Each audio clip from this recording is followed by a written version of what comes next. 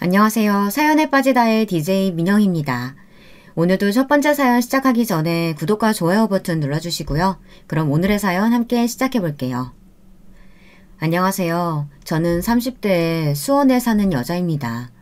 요즘은 날씨가 확 추워져서 패딩을 입지 않으면 나가기 힘든 날씨가 되었는데요. 이런 날 저는 빨빨거리며 돌아다니는 것보단 사연 채널 들으며 집에서 주말을 보내는 편이 더 좋더라고요. 제가 원체 집에 있는 걸 좋아하는 집순이라 그런가 봐요. 먼저 제 직업을 말씀드리면 저는 엄마의 회사에서 일을 하고 있는 평범한 회사원이고요. 저희 엄마는 꽤나 잘 나가는 회사를 운영하는 멋진 CEO이십니다. 전 엄마의 발끝을 겨우 허덕이며 따라가는 중이고요. 일을 배우는 중인데 아직도 갈 길이 구만리처럼 느껴지네요. 그리고 한 가지 큰 소식이 있다면 저는 얼마 전까지만 해도 결혼을 할 운명이었었는데요. 이것이 완전 빠그라지게 되었어요. 빠그라진다는 표현이 좀 그런가요? 근데 정말이지 무례한 사람들 몇몇 때문에 제 꿈에 그리던 결혼은 빠그라지게 되었습니다. 그리고 이때 저희 친정엄마의 활약이 대단했고요. 오늘은 주말이겠다, 시간도 비었겠다, 엄마께서 저를 상처 주었던 무례한 예비 시부모님들을 어떻게 단칼에 제압하셨는지 그 이야기를 사연으로 풀어보려고 합니다. 사연을 쓴다고 하니 엄마가 웃으면서 너 좋을 대로 해라 하며 그닥 탐탁진 않아 하셨는데요. 막상 이 사연이 뽑혀 들려지면 굉장히 좋아하실 듯 합니다. 그러니 지금부터 제 모든 필력을 다해 정성껏 써볼게요. 많이 들어주시고 댓글도 달아주세요. 먼저 제 신랑이 되어야 할 그 사람과의 인연은 10년 전으로 거슬러 올라갑니다. 그 사람은 저와 대학교 동창이었는데요. 한 대학교에서 만났는데 저처럼 수더분한 차림에 더덕머리에 안경을 끼고 다니는 스타일이 마음에 들더라고요. 거기에 제가 동진감은 느끼고 먼저 대시를 신청해 연애하게 된 케이스이고요. 물론 연애는 그로부터 회사에 입사한 후 하게 되었습니다. 둘 다 학업에 취직 준비에 바빴거든요. 당시는 서로 만나던 사람도 있었고요. 그러다 연애를 시작하고 나니 이 사람이 너무 좋더라고요. 그래서 결혼까지 결심하게 됐죠. 여기서 이제 저희 부모님 이야기를 빼놓을 수 없는데요.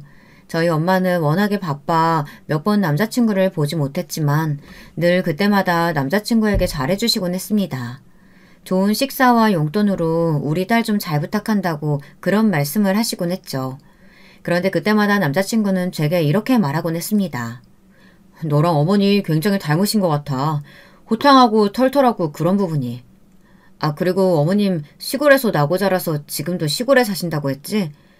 그래서 그런가 참 순박하신 것 같아. 그런 부분이 너무 좋다. 우리 엄마 아빠랑은 왠지 딴판이야. 우리 엄마는 좀 새침하시거든. 아빠도 약간 허영심이 있으시고. 그래? 자기가 좋아하니까 나도 좋네. 사실 전 조금 어색하게 웃곤 했는데요. 왜냐하면 제가 남자친구에게 당시 거짓말을 했기 때문입니다.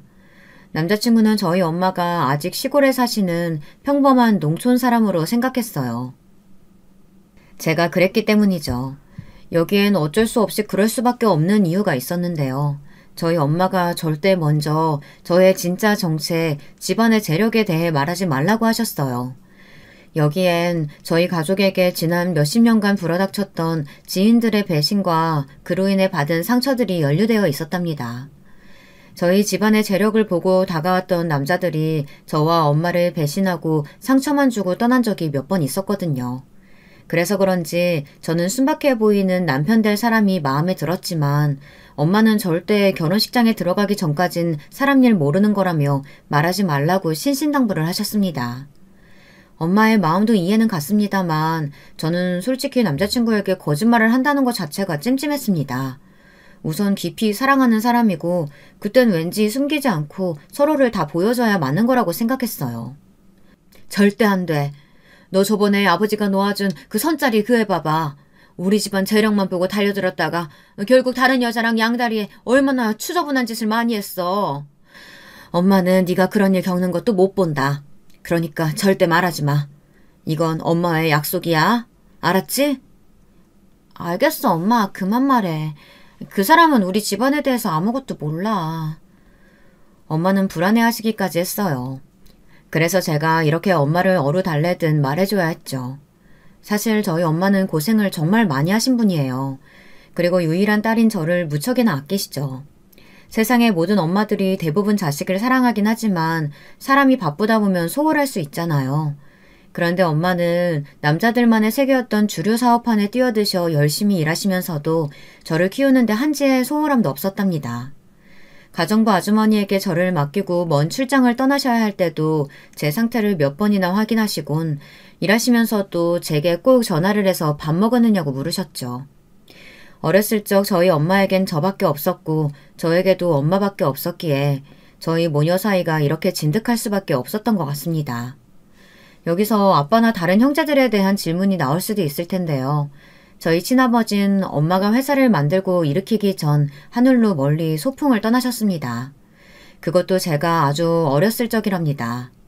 젊은 나이 췌장암으로 엄마 앞에서 눈을 감으셨고 네 아빠는 너를 두고 가서 편히 눈을 못 감았을 거야.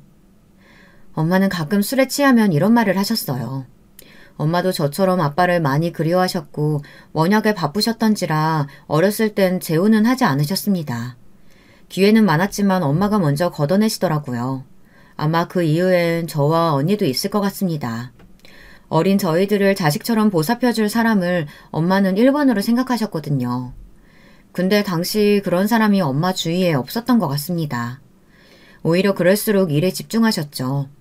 그리고 엄마의 사업이 승승장구하고 모든 게 안정적이라고 생각했을 즈음 저희 가족에게 가장 비극적이고 안타까운 사고, 그것이 터져버렸습니다.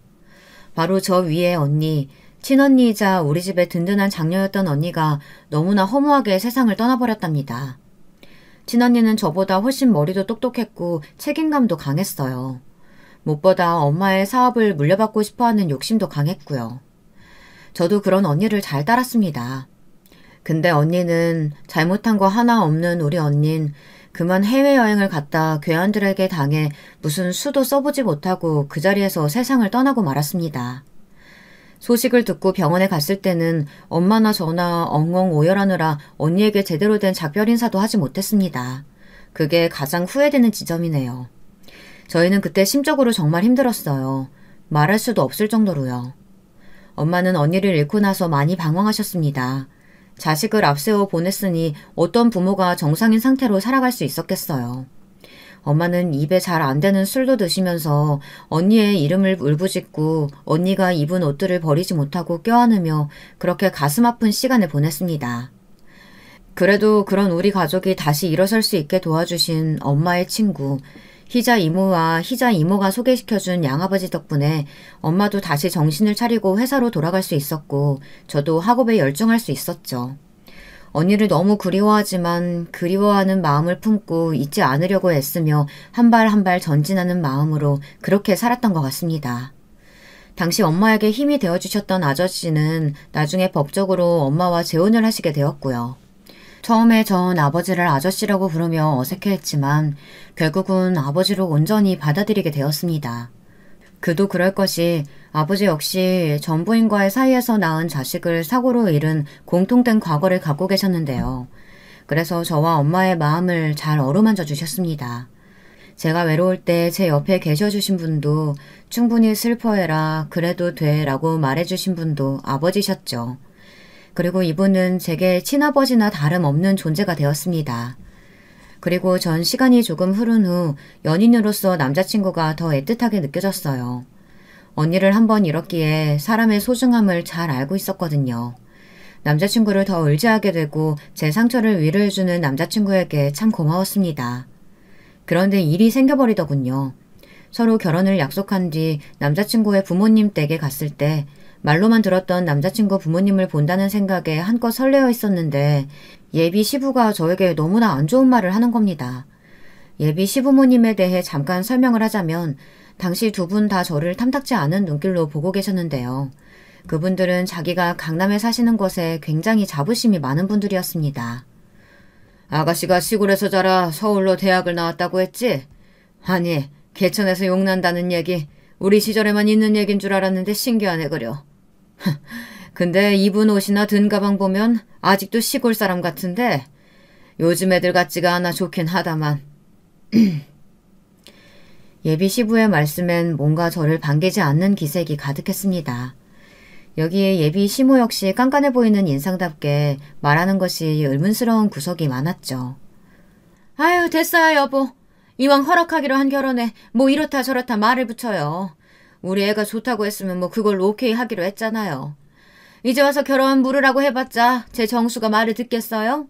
요즘 애들 다 제멋대로 결혼하고 부모랑 상의도 안 한다고 하잖아. 그냥 냅둬요. 남자친구는 어쩔 줄 모르는 표정으로 상황을 보고 있었습니다. 그토록 사랑하고 가족이라 의지하고 믿던 남자친구마저 꿀먹은 벙어리였어요. 어머님, 아버님, 제가 뭘 잘못한 게 있을까요? 보다 못해 제가 약간 기분이 상해 한마디를 던졌는데 그걸 또 날카롭게 받으시더군요. 예비 시부는 저를 한번 또 쓱 훑어보더니 저의 학력이 문제가 아니라 집안이 문제라고 콕 집어 말씀하셨습니다. 아니, 우리 집은 사실 소 키우는 집안하고는 연을 맺을 생각이 없었거든. 근데 우리 아들이 미리 언지를 주긴 했지만 정말로 결혼까지 할 줄은 몰랐지. 아가씨도 우리 집 와서 알겠지만 우린 강남 20억대 아파트에 살아요. 결혼도 이에 맞는 수준의 집안과 할 줄 알았지. 우리로선 그런 기대할 수 있잖아요? 안 그래요? 그러면서 예비 시부는 자기가 얼마나 며느리감의 기준이 높았는지 그 기준은 어땠는지 줄줄 늘어놓더라고요. 예비 시부는 자수성가해서 집안을 일으킨 사람이었는데 건축 계열의 회사라고 들었습니다.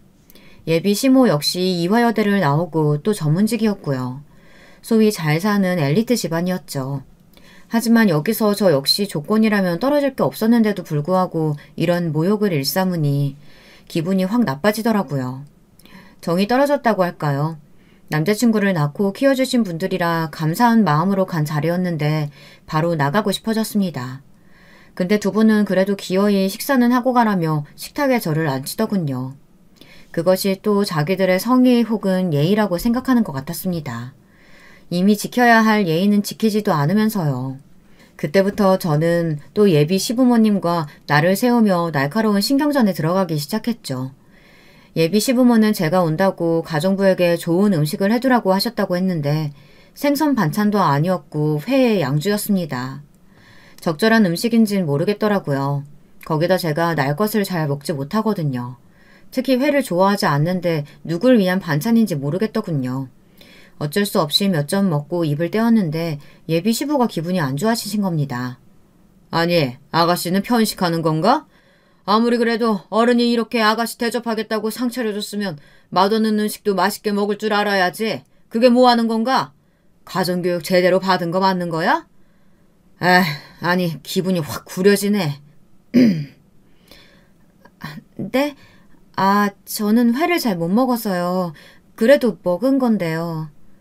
못 먹어도 다 꾸역꾸역 먹는 척은 해야지. 아가씨, 우리 아들도 있는 자리라서 내가 참고 넘어가려고 했더니만 좀 그렇네. 됐어요. 먹기 싫으면 먹지 말고 가셔요. 이래서 가정교육이 중요하다니까. 아휴, 근데 이건 하나는 알아둬야 될 거야. 우리 집 며느리 되면 내가 집에 자주 부를 텐데 그때마다 이런 식의 태도는 곤란해. 우리 집 제사도 많고 김장도 많은 집이라고. 그 준비는 며느리가 싹 다 해야 하는 거 알지? 난 허리 아파서 못해. 김장, 제사요? 그 준비를 제가 다 해야 한다고요? 어머, 우리 아들한테 못 들은 거예요? 그럼 다 해야지. 설마 안 할 생각이었어? 우리 딸은 애초에 부를 생각 없고 난 며느리만 부를 거예요. 나도 아들이 애 하나라 며느리가 아가씨뿐이라고. 아가씨가 해야지. 그럼 누가 해? 그런 거 엄마한테 못 배웠나? 정말 대화가 이어지면 이어질수록 분위기는 어둑해져 갔습니다. 남자친구는 제 편을 바로 들어줄 줄 알았는데 약간 둘 사이에서 눈치를 보더라고요. 자기 어머니 말도 맞고 제 말도 맞다고 생각하는 듯 싶었습니다. 이런 애매함이 더 기가 막혔죠. 저는 그래도 좋게 마무리 지으려고 했는데 편식으로 뭐라고 하시고 벌써부터 며느리 길을 잡으려고 하는 예비 시모의 태도에 반감이 들었습니다. 왠지 제가 여기서 길을 늘려 어버버하고 있으면 결혼하고 나서 예비 시모나 시부가 저를 더 함부로 대하실 것 같더라고요. 그래서 저는 더 눈을 똑바로 치켜뜨고 또박또박 할 말을 했던 것이었습니다. 일단 도와드릴 생각은 있지만 저희가 지방에서 살 계획이기 때문에 서울에 사시는 시부모님 댁에 자주 못 들릴 수도 있다고요. 여기에 예비 시모는 전혀 예상하지 못했다는 듯 눈을 동그랗게 뜨더군요. 거의 역정이나 다를 바 없는 수준이었어요. 어떻게 시부모 댁에 안 올 생각을 하냐며 매일 문안 인사까진 못 드려도 한 번에 4번씩은 무조건 시부모 댁에 와야 한다는 거예요. 그런데 시댁은 저희가 살 신혼집에서 최소 3시간, 왕복 6시간은 걸리는 거리였어요. 어떻게 매주 한 번씩 시댁을 갈 수 있을까요? 그것도 신혼부부가요. 저는 옛날 사람도 아니고 응당 받아들일 수 없는 제안이었습니다. 제가 생각하는 시댁과의 관계는 명절이나 행사에 참석하며 천천히 가족이 되어가는 것이었거든요. 근데 시부모님은 전혀 제가 생각하는 쪽과는 거리가 먼 쪽을 걷고 계셨는지 바로 반응이 날아들으셨어요. 이 결혼 다시 한번 생각해봐야겠다고, 생각이 많아졌다고 하면서요. 나는 아가씨가 최소한 고분고분은 할 줄 알았지. 시골에서 나고 자랐으면 어른들 대하는 예의 정도는 보고 자랐을 줄 알았는데 이렇게 되바라진 성격인 줄은 상상도 못했네. 눈치 켜뜨고 말하는 것 좀 봐. 난 며느리가 이런 꼴인 거 창피하고 못 봐. 내 두 눈에 흙이 들어가도 말이야. 일단 결혼은 생각해봐야겠으니까 무한정 미루도록 해라. 들었지 아들? 아니요 엄마. 지금 너무 격앙되신 것 같아요. 그러니까 수정이 말은 아예 시댁에 안 오겠다는 말이 아니고 다 참석할 순 없다 이런 말인데 왜 그걸 이해 못하시고 지금 와서 이러시는 거예요. 정말. 그리고 남자친구는 제게 조용히 미안하다고 읊조렸습니다. 미안한 만도 했습니다. 남자친구가 저희 엄마의 집이라고 알고 있는 시골집에 왔을 땐 굉장히 좋은 환대를 받았거든요. 근데 그와 반대로 자기 부모님은 저를 몰상식하고 못 배운 여자애로 대하고 있으니 얼마나 미안했겠나요.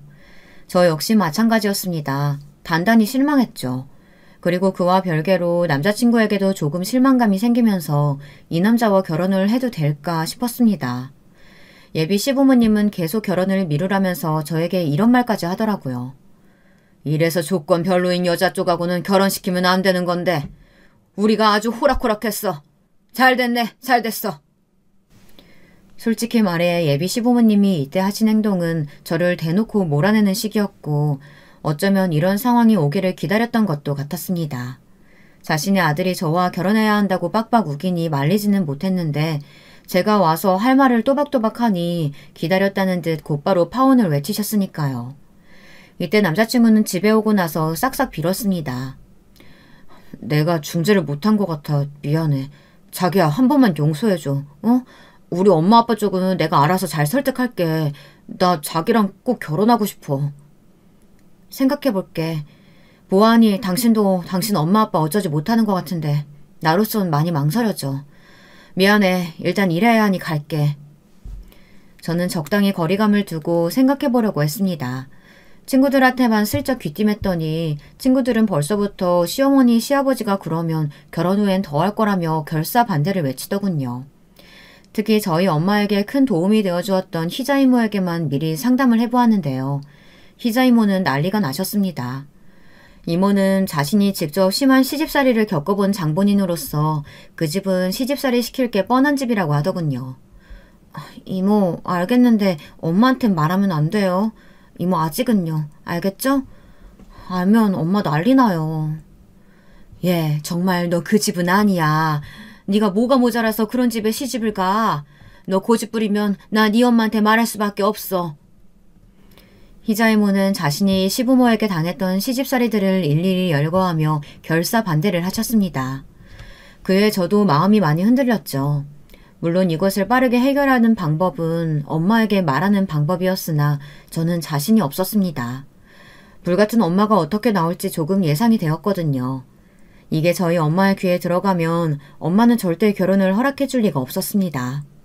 당시 남자친구가 저에게 너무 싹싹 빌어 시간이 가면 갈수록 저는 마음이 결혼하는 쪽으로 서서히 흔들리고 있었거든요. 그런데 상황이 예상치 못한 방향으로 돌아가기 시작하는 겁니다. 갑자기 모르는 번호로 전화가 와서 받았는데 남자친구의 누나라고 하더군요. 예비 시누이였습니다. 저에게 다짜고짜 보자고 하더군요. 제가 듣기론 남자친구 누나는 유학을 갔다 와서 대기업에 들어갔다 적응하지 못하고 현재 나와 팽팽 알바나 하며 놀고 있는 사람이라고 했습니다. 근데 예비 시누이는 자기 회사 앞에서 보자면서 거짓말을 섞고 저를 부르더라고요. 내가 좀 바쁜 사람이라 아무튼 거기 말한 주소 있죠? 거기로 와요. 우리 엄마랑 아빠 관련해서 할 말도 있고 하니까. 거절할까 하다 일단 무슨 말을 할까 싶어 나가봤습니다. 큰 카페 안에서 예비 시누이가 음료도 안 시켜놓고 저를 기다리고 있더군요. 그리고 제가 오자마자 음료부터 시키러 가자며 저를 끌고 가서 슬그머니 계산을 저에게 맡겼습니다. 제가 어이가 없다는 듯 바라보자 뻔뻔하게 왜? 뭐 잘못됐어? 이런 얼굴로 절 보더군요. 황당했죠. 처음 만나는 사람에게 저런 예의로 앉아있는 사람이라니 어이가 없었습니다. 예비 시부모와 똑같은 인성을 가진 사람 같았어요. 그래도 전 괜히 커피값으로 실랑이하고 싸우기는 싫어서 일단은 커피 2잔을 들고 시누이 앞에 앉았어요. 시누이는 대뜸 자기 커피와 제 커피를 비교하더니 인상을 찌푸렸습니다. 어머, 나는 산미 들어간 신커피 싫어하는데 원두 그쪽이 골랐어요? 네, 별 말씀 없이 가시길래요. 직원이 추천하시는 걸로 했어요. 아이고, 촌에서 잘하셔서 그런가. 커피 맛에 관해선 아예 무지하나 보네. 아, 됐어요. 뭐 예상 못한 바도 아니고. 커피 얘기는 됐고 다른 얘기하죠. 첫 시작부터 열이 확 받았습니다. 대놓고 사람을 깔아뭉개는 식인데 너무 유치하더라고요. 지금 곱씹어봐도 그래요. 웃음이 나올 만큼 유치한 사람이었죠. 예비 시누이는 일부러 자기 명품 가방을 뱅글뱅글 손가락으로 돌리며 그날에 관해 이야기를 하더라고요. 제가 시댁에서 거의 쫓겨나다시피 했던 그날이요. 우리 엄마 아빠가 수경 씨를 꽤나 반대했다는 거 알고 있죠? 나는 그날 일이 있어서 못 갔지만 엄마한테 듣자 하니 수경 씨가 좀 버릇없이 굴었던 것 같은데 어떻게 된 일이에요? 제가 버릇없이 굴었던 적은 없어요. 제가 아는 한에서는요. 저는 그냥 시댁에 제사나 행사들 그렇게 많은 줄 몰랐고 그건 다 제가 할 수 없다고 말씀드렸을 뿐이에요. 제가 몇 달 후에 지방으로 발령나서 그쪽으로 주거지를 옮겨야 하거든요. 강남까지는 거리가 꽤 있어요. 그러자 예비 시누이는 코웃음을 팽 치며 그게 바로 버릇없는 지점이라고 이야기하더군요. 어른이 말하면 그런가 보다 네 해야지. 수정 씨는 융통성도 없어요? 아니 그래서 사회생활을 어떻게 하는 거예요? 나이도 적지 않으면서 말이야. 물론 회사가 크지 않은 회사 다녀서 그런가 보다 하고 내가 이해하려고 했는데 우리 엄마가 아예 틀린 말 한 것도 아니잖아. 며느리가 시댁 제사나 생신은 다 책임져야지. 그럼 누가 그걸 해? 설마 나한테 하라는 건 아니지? 그리고 우리 엄마 아빠가 아들을 얼마나 예뻐라 했는데 키울 때 나보다도 정수 걔를 더 예뻐했다고. 며느리가 됐으면 문안 인사는 매일 못 와도 얼굴은 일주일에 한 번씩 비추고 청소도 해주고 그래야지. 결혼했음 딸은 원래 시댁 사람 되는 거야. 자기 그거 몰라? 은근슬쩍 말을 놓으며 저를 자기라고 부르며 꾸짖던 예비 시누이를 더 참아줄 수가 없었습니다. 왜 시댁 행사들을 저 혼자만 준비하란 식으로 말하는 건지 제가 일주일에 한 번씩 서울로 올라가야 하는 건지 이건 저희 때 여자들은 절대 이해할 수 없는 거였거든요. 그리고 말 나온 김에 한마디 더 하자면 시댁 간 김에 내 자취하는 곳에도 와서 청소도 좀 해주고 가면 좋고. 내가 요즘에 워낙에 바빠서 청소를 못하거든. 그 정도는 해줄 수 있지? 아 물론 섭섭지 않게 돈 챙겨줄게. 내가 성격이 세 보여도 가족된 사람한텐 잘하거든.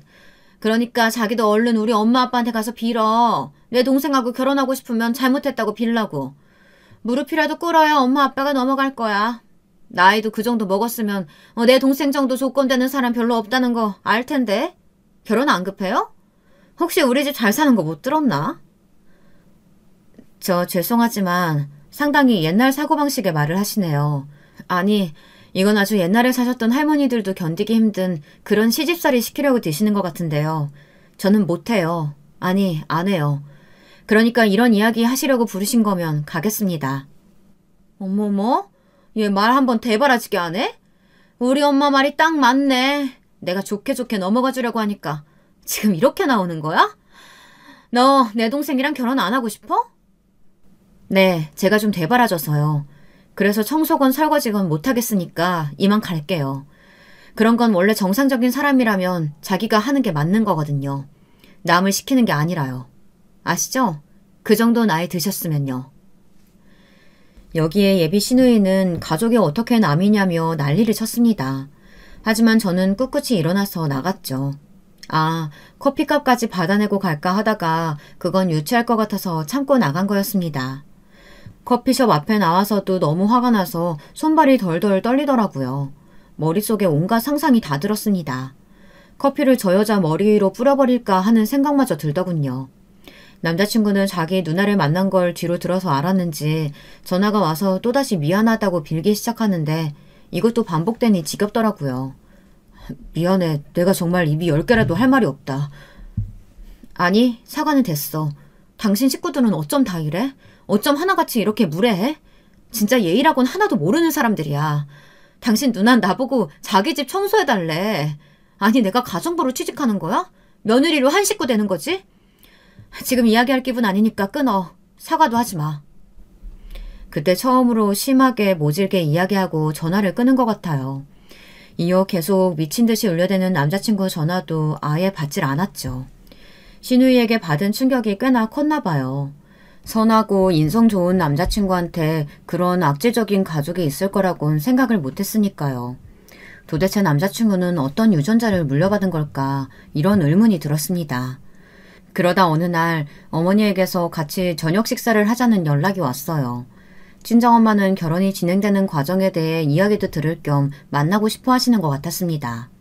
저는 고민 끝에 엄마를 만났죠.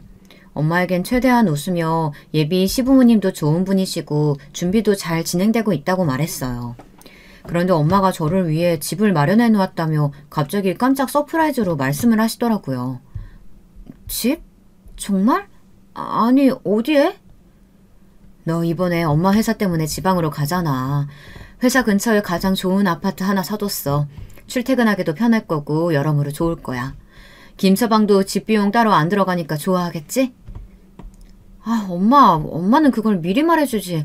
우리 둘이 그냥 각자 모은 돈으로 전세 얻으려고 했는데. 사실 남자친구와 저는 둘이 모은 돈으로 집을 해가려고 했거든요. 어차피 예비 시부모님도 결사 반대하고 있는 판에 시부모님에게 집까지 받아가고 싶지는 않았습니다. 집을 받아 나중에 무슨 말을 들을지도 뻔했고요. 그래서 남자친구와 둘이 그렇게 이야기를 끝낸 상황인데 마침 엄마가 집을 마련해 놓았다고 그러시더라고요. 근데 저는 이때 왜인지 모르게 눈물이 자꾸 나오려고 했습니다. 엄마가 아이처럼 환하게 웃으시며 저의 결혼을 축복해 주시는데 제 상황은 그렇지 않았으니까요. 그래서 자꾸 눈물을 흘리니 엄마가 걱정 어린 얼굴로 무슨 일이 있냐 재촉하셨죠. 너 무슨 일 있지? 있네 있어. 네가 이런 일로 울 애가 아닌데. 무슨 일이야? 어? 엄마한테 다 말해봐. 혹시 시댁에서 안 좋은 말 들었어? 그 말에 빵 터졌던 것 같습니다. 저는 그 후로 눈물을 죽죽 쏟으며 그간 겪었던 일을 다 털어놓게 되었어요. 후회하게 될 걸 알면서도 저도 모르게 술술 말이 나가더군요. 엄마, 나 진짜 너무 승질나. 지네들이 우리 집안에 대해 뭘 안다고 그렇게 함부로 씨부려대는 거야? 나나 엄마나 얼마나 열심히 살아온 사람들인데 자기들 강남 산다고 뻐겨대면서 무시하더라고. 자기들은 처음부터 이런 며느리 원하지 않았대. 내가 자기들 기준에서 하자라는 말은 10번은 반복한 것 같아. 엄마, 나 너무 서러워 죽는 줄 알았어. 저도 모르게 본물 터져 물총처럼 쏘아대던 말을 해버렸는데 말하고 나선 무척 후회가 되었어요. 엄마의 표정이 차갑게 굳다 못해 어두워지셨거든요. 엄마의 인매가 희미하게 흔들리고 있었습니다. 눈썹은 부르르 떨리고 계셨죠. 그제서야 제가 엄마에게 진정하라고 괜찮다고 말을 하려는데 소용이 없었습니다. 친정엄마는 그간 전에 없던 표정으로 엄마가 알아서 할게 라고 말을 하시더니 일어나서 집으로 가셨습니다. 저는 얼떨떨해 내가 괜히 말했다 생각에 빠져 한참을 얼타고 있었고요. 그럼에도 당시 이런 생각은 했던 것 같습니다. 어쩌면 엄마로 인해 이 결혼이 엎어질 수도 있겠지만 그게 맞을지도 모르겠다고요. 그때야말로 처음으로 남자친구만을 열렬히 사랑하는 마음이 아닌 이성적으로 이 상황을 볼 수 있게 된 것 같아요. 엄마에게서 이야기를 들었는지 아버지도 전화가 오셔서는 너가 결혼을 정말 원하는 게 아니라면 다시 생각해보자 하고 말씀하셨습니다. 덧붙여 저희 엄마가 화가 아주 많이 나셨다고 하더라고요. 불안해졌습니다. 그리고 다음날 갑자기 남자친구에게서 전화가 왔는데요. 저는 엄마가 남자친구에게 어떤 연락을 했나 싶어 받아봤더니 전혀 예상치 못한 내용이었습니다. 시부모님이 저희의 결혼을 허락했다고 하더라고요. 갑자기? 아니, 어떻게 했길래 허락을 하셨다고? 자기야, 기쁘지? 내가 말했잖아. 잘 설득해보겠다고. 우리 엄마 아빠 이제 자기를 며느리로 받아주시겠다고 했고 한 가족으로 따뜻하게 맞아주시겠다고 했어. 지금까지 한 일도 다 사과하시겠대. 그러니까 얼른 상견례 자리 잡으래. 날짜 언제가 좋아? 남자친구는 자신이 단식투쟁까지 해가며 얻어낸 거라고 말하더군요. 이때 이상한 걸 눈치챘어야 했습니다. 누가 봐도 이상했으니까요. 하지만 저는 이상함을 느꼈을 뿐 그 뒤에 어떤 간교한 계획이 있을 것이라곤 생각지 못했습니다. 아주 교활하고 음침한 시부모니람 작자들의 계획을 말입니다. 심지어 그 사람들은 제게 문자를 보내기도 했어요. 미안하다. 지난 날은 다 잊고 상견례 날짜 잡자. 간단한 사과가 담긴 문자 한 통이었습니다. 당신이 어떻게 했는진 모르겠지만 나는 결혼 생각해볼 시간이 필요해. 당신이 당장 여기서 더 단식투쟁을 한다고 해도 난 솔직히 이제 정말 모르겠어. 결혼은 가족끼리의 결합인데 우리만 좋다고 할 게 아니라고. 우리 엄마도 내가 무슨 일 겪었는지 다 알게 됐다고. 우리 엄마 화 많이 나셨어. 아빠도 알게 되셨고. 남자친구에겐 솔직한 심정을 말했지만 남자친구는 정말 시부모님이 바뀌었다고 그 점을 강조했어요. 계속해서 말입니다. 예비 시어머니 역시 며느리 기강 잡는다는 게 너무 심했던 것 같다며 가정교육 관련한 발언을 특히 사과하고 싶어 한다고요. 말이 세신 분이지 마음까지 나쁜 분은 아니야. 너에게 정말 미안해하셔. 전 다 믿지 않았습니다.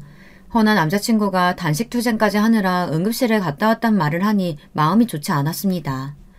모쪼록 저는 친정엄마에게 다 털어놓았겠다. 이젠 될 대로 되라는 식으로 상견례 날짜를 잡았어요. 보통 이렇게 상황이 흘러가면 얼굴을 서로 안 보는 게 정상이겠지만 엄마가 날짜를 무조건 잡으라고 재촉했거든요. 나 그 사람들 봐야겠다. 봐야겠으니까 꼭 잡아. 네가 결혼할지 안 할지 네 마음은 그 자리에서 결정해. 친정엄마가 워낙에 강경하게 나왔습니다. 이렇게 강경한 적은 오랜만이었죠. 저는 희자 이모에게라도 전화해서 엄마의 마음을 한번 들춰보고 싶었는데 희자 이모도 이상하게 전화를 받지 않았어요. 그래서 저와 남자친구는 상견례 장소와 날짜를 상의해 모이게 되었습니다.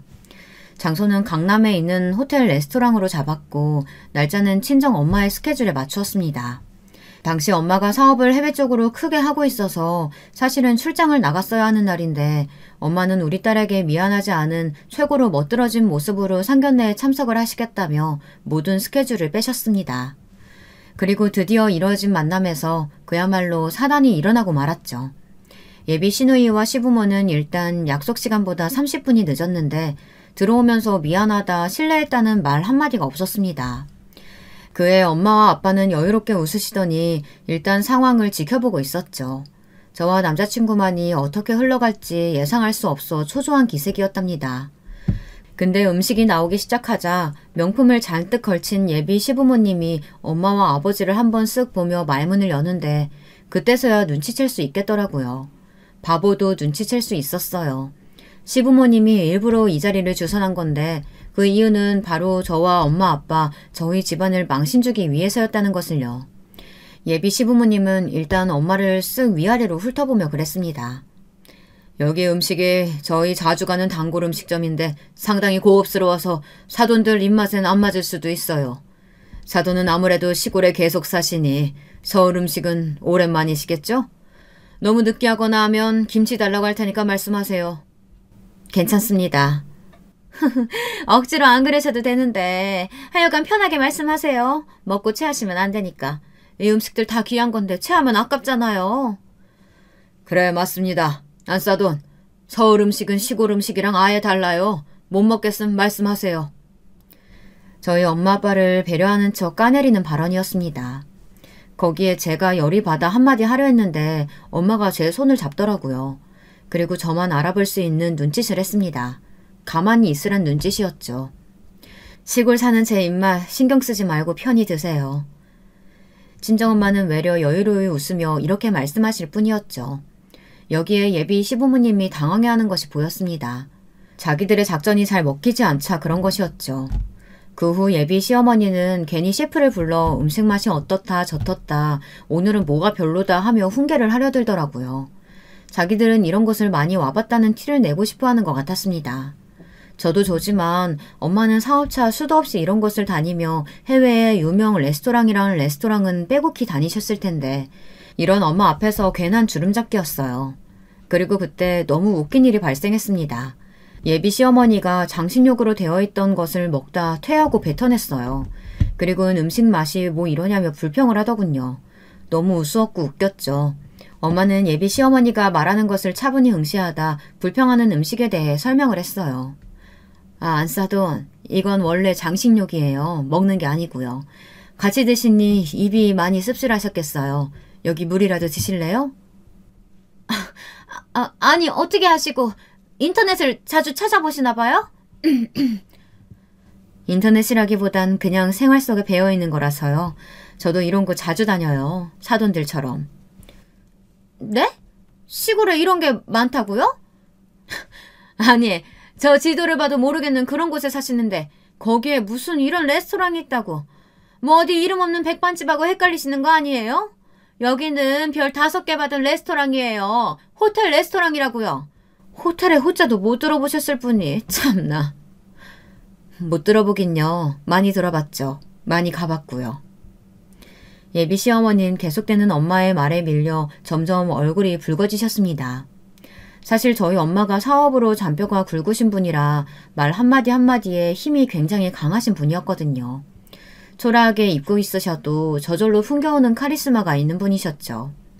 그의 예비 시누이는 약간 이게 무슨 상황인지 얼떨떨해하는 표정이었고 예비 시부는 애써 엄마와 아버지를 하찮게 내려보고 있었죠. 친정엄마는 신경 안 쓰고 스테이크를 한 입 작게 썰어 입안에 넣었고요. 근데 갑자기 예비 시부가 물을 먹다 푸하고 뱉어내며 웃음을 터뜨리는 겁니다. 아니 안사돈, 저희 만나는 게 꽤 긴장되셨나 봐요. 어디 인터넷 보고 주워주는 지식 갖고 말씀을 하세요. 저희가 다 수준을 아는데 괜히 그러실 필요 없어요. 저희는 강남 살고 안사돈은 이름도 모르는 시골 동네 사는 수준인데 숨기셔봤자 저희가 더 민망해집니다. 불편하다고요. 예비 시부가 웃으며 그런 말을 하니 시누이와 시모도 긴장이 풀렸는지 같이 맞장구를 치고 앉았더라고요. 장신역으로 된 걸 먹고 뻘쭘해하던 사람들이 말입니다. 이 우스운 상황에 남자친구는 엄마의 눈치를 보곤 중재하려 들었습니다. 그런 말 하지 마시라고 자리가 자리인 만큼 조심해달라고요. 남자친구는 이번 상견례 자리에서도 자기 부모님이 실수하면 저와 끝이라는 걸 알았으니 그런 거였어요. 근데 할 거면 제대로 호통을 치든가 참 어설프게 그러고 말더군요. 덕분에 예비 시부모님은 비웃음을 잃지 않고 본문을 꺼내들었습니다. 그나저나 저희가 예단 이야기를 좀 해야 할 것 같은데요. 갑자기 나온 예단 이야기에 친정엄마는 눈살을 찌푸렸습니다. 예단이요? 아이들 통해서 서로 예단 안 한다고 말 들었는데요. 사돈이 친히 집 해주신단 말을 듣긴 했는데요. 사실 뭐 빌라 같은 거 마련해 주신 거 아닙니까? 그 집에선 우리 아들 못 삽니다. 제가 못 살게 할 거예요. 얘는 빌라 같은 데 살아본 적 없어요. 그러니 쌈짓돈은 밀어 넣어두시고 차라리 3억 정도 예단비만 좀 해주시죠. 저희가 애들 집은 해줄 테니. 기가 막힐 노릇이었습니다. 저희 엄마가 해주시는 것을 아파트가 아닌 빌라로 대략 짐작하시며 예단비 3억을 요구하더군요. 뭐 강남에까진 애들 집 해줄 필요 없을 것 같고요. 여기 서울에 아파트 하나 해주려고 합니다. 물론 명의는 우리 아들 거고. 근데 사실 사돈도 아시겠지만 서울 아파트 값이면 전세라도 엄청 비쌉니다. 전세로 아파트 해주는 거니 사돈들께서 3억 정도는 최소 보태시는 게 맞다고 봅니다. 그 돈 못 주시면 애들 결혼 허락 못하고요. 이게 이들이 가지고 나온 비장의 무기였습니다. 자기들 집 근처 강남도 아닌 곳에 아파트 한 채를 해주겠다고 하더라고요. 그것도 전세로요. 근데 전세로 아파트를 해주면서 3억을 요구하더군요. 3억이란 액수가 문제가 아니었습니다. 이 사람들은 애초에 결혼을 허락할 생각이 없었죠. 저희 엄마와 아버지가 3억을 당연히 못 해줄 거라고 생각하고선 말하는 거였으니까요. 그런데 그때 저희 친정엄마가 화를 참는 듯 주먹을 잠깐 불끈 쥐시더니 그럼 지금 입금해드릴까요? 그게 편하시겠죠? 하고 말하더군요. 여기에 예비 시댁 일동 모두 당황했습니다. 똥 마려운 개처럼 앉아있던 남자친구마저요. 그리고 엄마는 바로 은행 계좌 어플을 켜서 입금을 해버렸습니다. 예비 시어머니는 더듬거리며 계좌번호를 부르다가 엄마 얼굴을 멍하니 쳐다보았고요. 시부도 똑같았죠. 그 얼굴들이 얼마나 웃겼는지 지금 생각해보면 사진으로라도 찍어두고 싶은 장면입니다. 그러다 예비 시부가 3억이 입금된 걸 확인하고 말이 없다가 이러시는 거예요. 저희 아버지가 손을 약간 떠시는 경향이 있는데 스테이크를 썰다가 칼을 놓치신 겁니다. 제가 대신 칼을 잡아 아버지 손을 쥐어드렸는데 아이고 스테이크도 못 써네. 병신도 아니고. 이래서 촌놈들하고는 사돈 맺는 거 아닌데. 이렇게 말하면서 대놓고 가래침을 뱉었습니다. 그것도 아버지 쪽으로 말입니다. 아버지는 아까 말했듯 저를 낳아주신 아버지보다도 더 깊은 정으로 길러주신 분이었습니다. 저는 벌떡 일어나서 이게 뭐하는 짓이냐고 소리를 쳤죠. 당신들 제정신이냐고요. 길길이 날뛰고 싶은 걸 간신히 참고 말하는 거였어요.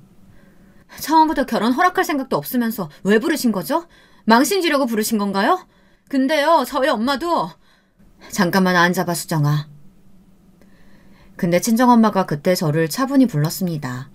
나지막한 엄마의 음성에 제가 떨리는 하체를 겨우 의자에 붙였더니 친정엄마는 조용히 다시 은행 계좌 어플을 키더니 시부모 얼굴 앞에 대놓고 통장 잔고를 보여주더군요. 그때까진 엄마가 뭘 하는지 정확히 알 수 없었으나 예비 시부모의 표정을 보고 알았습니다. 강남도 아니고 어디 뭐 서울 변두리 아파트요? 이래서 거지 새끼들하고는 사돈 맺는 거 아닌데 말이죠. 제 통장 보셨으면 아시겠죠? 어디 거지들이 우리 딸 앞에서 나대고 앉아있어. 이봐, 당신들 주제에 우리 딸 얻었으면 횡재한 거였어. 당신 아들도 로또 맞은 거였겠지. 이 결혼 파혼이야. 당신 같은 미천한 집안에 내 귀한 딸 줄 생각 추워도 없어. 엄마는 그야말로 화약이 와다다 터지는 폭탄 사이다 발언을 했고 아버지는 함께 웃었습니다. 예비 시부모는 눈을 심하게 떨며 엄마의 얼굴을 응시하다가 재빠르게 상견례장을 떠나버렸고요. 자기들도 창피한 건 아는지 예비 시댁 사람들 모두가 고개를 푹 수그리고 가더라고요. 남자친구 역시 마찬가지였습니다. 사실 예비 시댁 사람들에겐 정이랄 게 하나도 없었지만 남자친구한텐 마음이 달랐는데 상견례 날 이후 곰곰이 되짚어보니 알겠더라고요. 어느 날 저희 아버지께서 제게 이런 말씀을 하시며 제게 진지하게 물으셨는데요. 네가 정말 좋아하는 결혼 상대라면 그 집안 사람들과 절연한다는 조건으로 결혼 허락해줄 수 있겠다. 근데 정말 좋아하는 거 맞니? 남편감이라는 건 남자친구와는 다른 거야. 신뢰가 가야 하고 무엇보다 힘든 일을 함께 헤쳐나갈 수 있을 정도의 믿음을 줘야 돼. 그 사람이 그런 사람이니? 아니요, 아빠. 아닌 것 같아요. 대답은 예상보다 빠르게 나왔습니다. 저희 아버지와는 달리 그 사람은 제 부모에게서도 저를 지켜주지 못한 사람이었습니다. 그렇게 아버지 덕분에 혼란스러웠던 마음을 완벽하게 갈무리할 수 있었어요. 그런데 이 사건 이후로 시누이가 될 뻔한 사람이 저에게 줄기차게 연락이 오는 거였습니다. 이유는 바로 시누이가 가고 싶었던 회사가 저희 엄마의 회사였는데요. 자신이 지금 최종 면접까지 붙었다며 제발 엄마에게 잘 말해달라고 하더라고요. 저기 우리가 보통 인연은 아니잖아. 한때 가족이 될 뻔한 사이였는데, 어? 우리가 무슨 가족이에요. 저는 자기 집에서 청소시키려는 사람이랑 가족 같은 거 할 생각 단 한 번도 한 적 없는데요. 제발 그러지 말고 부탁할게. 내가 뭐 해주면 될까? 무릎이라도 꿇고 빌까? 그 여자는 정말 악착 같았습니다. 어느새 회사 앞으로까지 와서 무릎을 꿇으려 신용을 하려는데 무서울 정도였다니까요. 저는 이런 사람들이야말로 제 인생에서 빨리 끊어내야겠다 싶어 당장 전 남자친구에게 전화해 회사 앞으로 오지 못하게 해달라고 했습니다. 그러자 전 남자친구는 알아서 처리를 하더라고요. 저에게 미안한 게 많다면서요. 전 남자친구는 저를 붙잡고 싶어하는 기색이 역력했죠. 하지만 전 바로 할 말만 하고 끊어버렸습니다. 그리고 그 후 전 잠시 일상에서 벗어나 몇 달을 여행하고 잘 시간을 흘려보낸 것 같아요. 제게 가장 필요한 것은 다름 아닌 쉼이었으니까요. 지금 저의 일상을 말씀드리면 저는 파혼하고 지금은 새로운 사람을 만나 잘 지내고 있습니다. 사람은 사람으로 있는 거라는 말이 있던데 이 사람은 좋은 사람이길 바라고 있고요. 이 사람 역시 저희 집안에 대해선 전혀 모르고 있지만 사람은 정말 좋거든요. 돈 앞에서 달라지지 않는 사람, 앞뒤가 같은 사람이길, 진실한 사람이길 바랍니다. 이제 더 이상 상처받고 싶지 않기 때문입니다. 물론 이 사람의 가족도 그러길 바라고요. 결혼은 당사자인 사람도 중요하지만 그 사람의 가족도 중요하다는 걸 격하게 깨달았어요. 이번 일을 통해서 말이죠. 사연을 적으면서 조금은 허심탄회한 마음이었는데 여러분은 어떠셨는지 모르겠어요. 혹시 사연을 들으며 이 여자 너무 답답하다 하는 마음이 드셨다면 죄송하네요. 그런데 저는 당시 최선이라고 할 만한 것들을 선택했습니다. 진심으로 한 사람을 사랑했기 때문에 사랑에 눈이 멀어 예비 시댁의 횡포를 조금 참아준 경향도 있습니다. 그런데 어찌되었건 제 행복을 위해 또 저희 엄마 덕에 제 정신을 차리고 좋은 선택을 했으니 이걸로 만족합니다. 여러분에겐 아주 어린 사람이었을 인생 후배의 이야기였을 텐데 끝까지 들어주셨으면 너무 감사하고요. 오늘 하루 잘 마무리하시고 추운 겨울 따뜻하게 보내셨으면 합니다. 모두 감사하고 감기 조심하세요.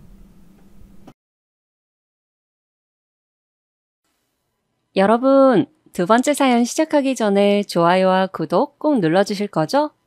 그럼 두 번째 사연 바로 시작합니다. 안녕하세요.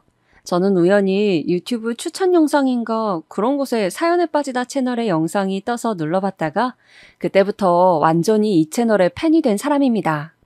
이렇게 재미있는 채널이 있는 줄 알았다면 진작부터 구독 눌러놓고 이용을 했을 텐데 늦게 알아서 아쉬운 마음이 큰 거 있죠?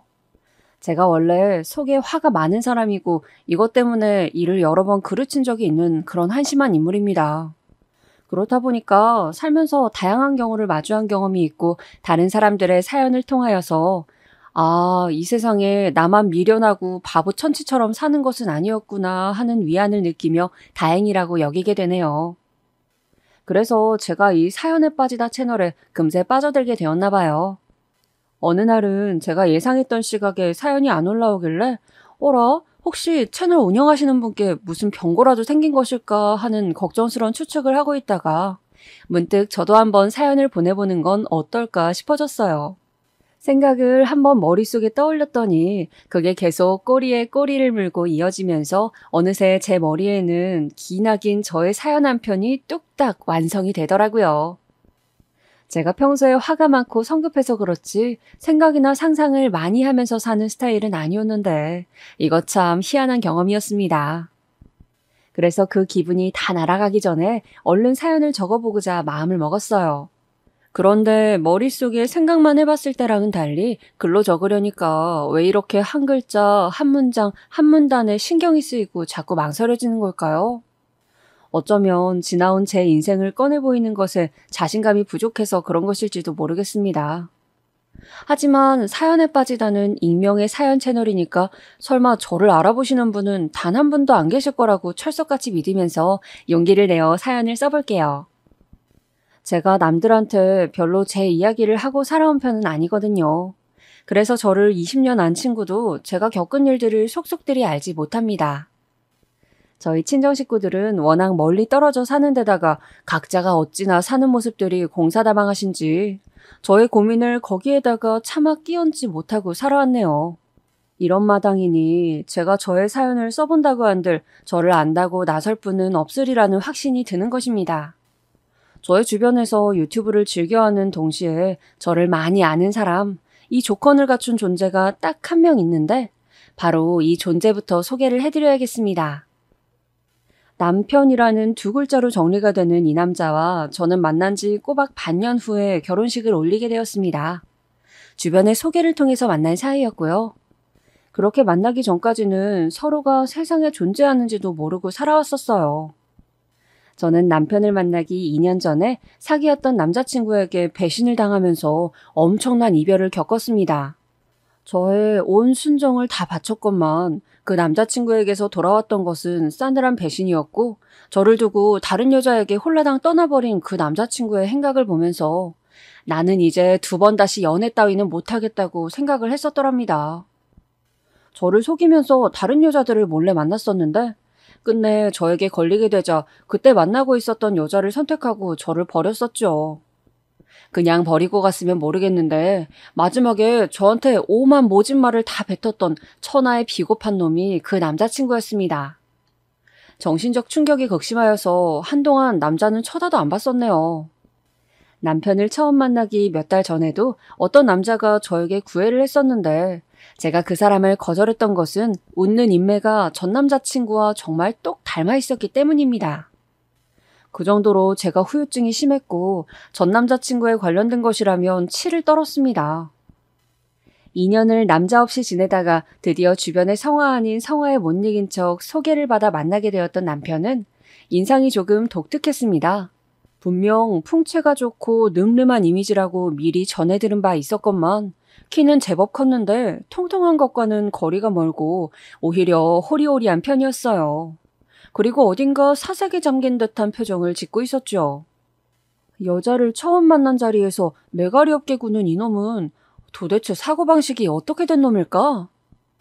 저는 그런 궁금증을 가졌었는데 인상은 피곤해 보이면서도 저한테 말을 하거나 행동을 거는 것에는 나름 세심함이 묻어있는 게 또 웃기더라 이겁니다. 겉으로 드러나는 것과는 다르게 속마음은 저를 성심성의껏 대하려는 게 분명할 것이라는 짐작을 품었어요. 저는 남편이 별로 특별할 것 없이 그저 그런 사람이라서 되려 마음에 들었습니다. 하지만 그쪽에서 먼저 결혼 이야기를 꺼냈을 때는 제법 당황했었네요.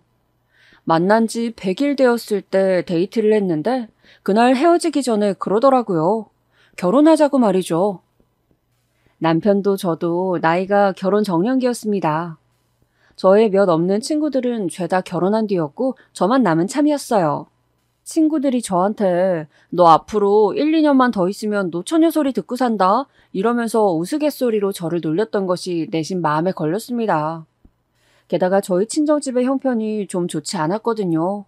남편의 집안도 크게 별 볼 일 없었는데 저희 집안보다는 아주 살짝 나은 편이었고 어느 쪽이 특별히 더 잘났고 못났고 이런 게 없다 보니 결혼하는 데 있어서 오히려 조율하는 게 편할 거라는 생각이 들었어요. 한마디로 마침 결혼하기 좋은 시기에 제 옆에 있던 사람이 바로 남편이었다 이겁니다. 요즘에 인터넷에 제가 보니까 미혼 남녀, 기혼 남녀가 모두 한 가지 주제로 열띤 토론을 벌이고 있더만요.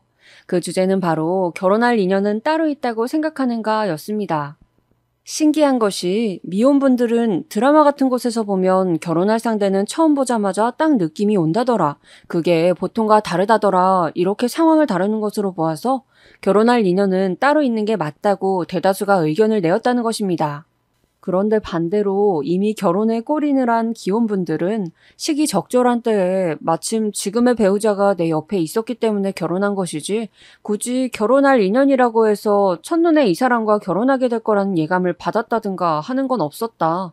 그런 건 대중매체에서 다루는 허상이고 실제로는 그런 경우가 드물다는 식으로 의견을 달았다는 것입니다. 사연에 빠지다 계신 여러분은 어떠셨나요? 지금의 배우자를 처음 만나셨을 때 이 사람과 결혼하게 되겠구나 라는 느낌을 받으셨나요? 저는 기혼자로서 후자의 손을 들어주고 싶은 마음이에요. 남편을 처음 만났을 때 이 사람과 결혼하게 될 것 같다는 예감을 받은 적 없었습니다. 그런데 다만 상황이 제가 결혼해도 나쁘지 않을 시기였고 그때 마침 만나고 있었던 사람이 남편이었을 뿐이죠. 아무튼 그래서 저는 남편의 결혼 이야기에 뭔가 홀린 듯이 빨려 들어가고 말았고 후딱 결혼을 해치우고 말았습니다. 그리고 얼마 지나지 않아서 저는 곧장 충격적인 사실에 직면하게 되었죠.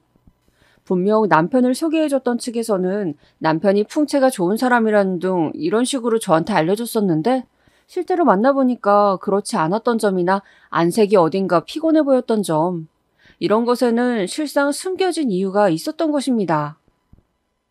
제가 결혼한 남자, 제 남편은 바로 암 환자였습니다.